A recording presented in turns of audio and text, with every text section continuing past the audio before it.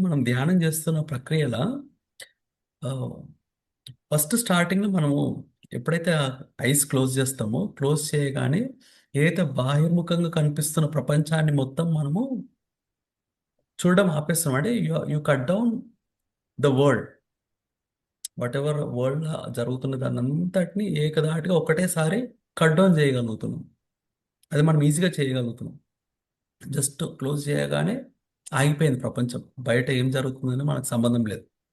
So, you cut down some portion of it. Then లోపట ఈ మైండ్‌లో మనకెంతో జరుగుతూ ఉంటుంది. అప్పటిదేదో గుర్తొస్తది, ఇప్పటిదేదో గుర్తొస్తది, అదేదో చేసేద్దామని అనిపిస్తది, ఏదో చేయలేదే అని అనుకుంటాము, ఏదో చేస్తే బావుండు అని అనుకుంటాము. ఇదంతా ఎక్కడి నుంచొస్తుంది? మన మనసు చేస్తున్న ఆట. మన మనసు చేస్తున్న ఆట. మనం చేస్తున్న ఆట గాదు.